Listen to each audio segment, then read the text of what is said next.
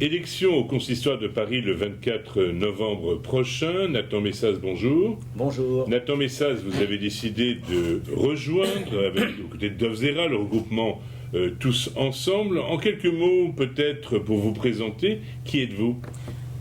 Merci de m'inviter. Alors, je suis né à Casablanca, célibataire et issu d'une famille très impliquée dans la vie communautaire en général et rabbinique en particulier.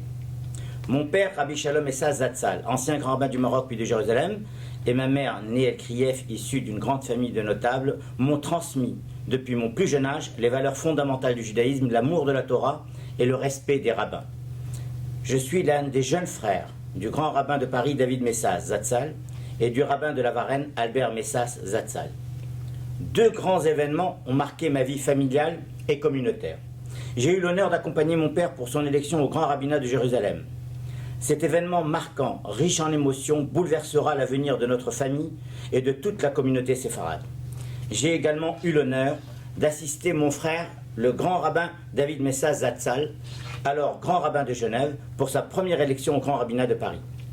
Je suis président de l'association Keter Shalom, fondée par mes frères Daniel, Joël et moi-même, afin de perpétuer la mémoire de notre père Rabbi Shalom Messas et de diffuser son œuvre. Alors, Nathan Messas, quelles sont votre formation et votre expérience professionnelle? Alors, j'ai fait mes études secondaires à Casablanca, au lycée Yeshiva Otzara Torah, sous la direction de mon frère David Zatzal, puis à l'école normale hébraïque, sous la direction d'Émile Seban Zatzal. J'ai poursuivi ensuite mes études universitaires à Paris. Je suis médecin gérontologue, lauréat de la faculté de médecine de Paris. J'habite et j'exerce dans le 11e arrondissement de Paris. Alors, quelle est votre implication, au fond, dans la communauté? Alors, durant mes études médicales à Paris, j'ai fréquenté successivement le centre Edmond Flegg, le toit familial de la rue Guy Patin, puis le centre Rachid, dont j'étais le délégué des étudiants au conseil d'administration. Depuis de longues années, je fréquente de manière assidue la synagogue Don Isaac Abrabanel La Roquette. Notre association a eu le plaisir de rénover la salle du premier étage qui porte le nom de mon père Rabbi Shalom. Durant toutes ces années, j'ai pu appréhender de près les préoccupations communautaires et être un observateur attentif des décisions consistoriales. Pourquoi précisément votre engagement au consistoire de Paris? Alors, c'est une tradition familiale que d'appartenir à la grande communauté. C'est tout naturellement que je m'identifie à cette honorable institution. Je souhaite aujourd'hui m'engager au sein de la CIP pour apporter mon expérience et ma force de conviction au service de notre grande communauté. En effet, le consistoire se doit de répondre aux exigences et aux aspirations de chacun de nos coreligionnaires. Il a pour mission d'accompagner tout juif, du premier jour de sa vie jusqu'au dernier, dans le strict respect de la halakha. Nous devons pour cela déployer tous nos efforts pour préserver son caractère unique de service public pour l'ensemble de la communauté en améliorant le fonctionnement de tous ses services.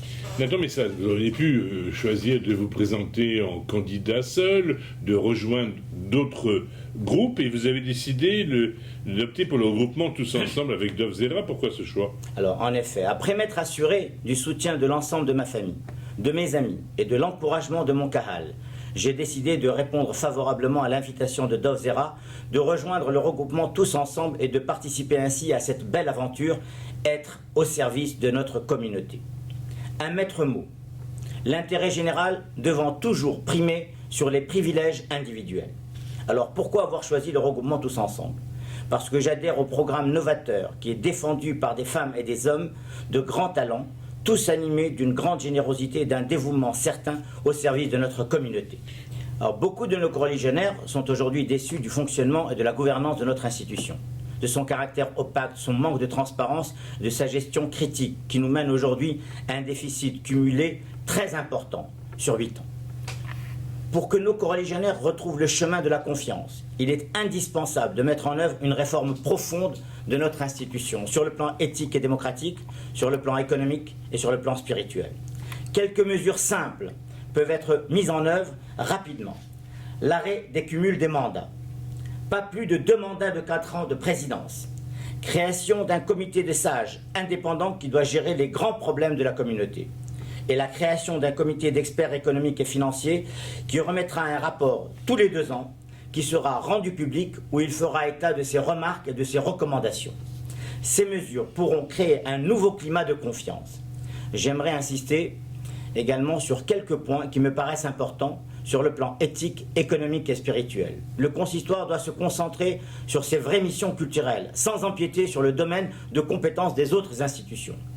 Le consistoire doit être une institution apolitique. Il doit rejoindre le CRIF et travailler en harmonie et intelligence avec les deux autres grandes institutions du judaïsme français, le CRIF et le Fonds social.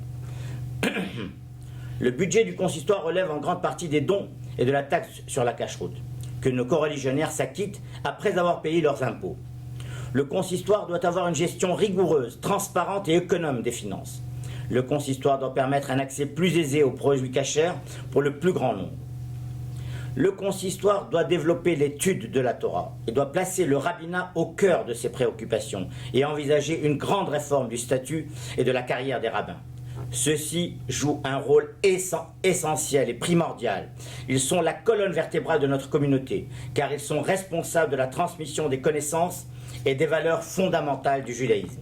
Enfin, le consistoire ne doit pas se contenter de la gestion du quotidien, mais doit déployer tous ses efforts pour aller à la rencontre de l'ensemble des juifs éloignés du consistoire de la pratique religieuse. Alors, quelle est votre conclusion, Nathan Messas? Alors, l'enjeu de ces élections est important et primordial.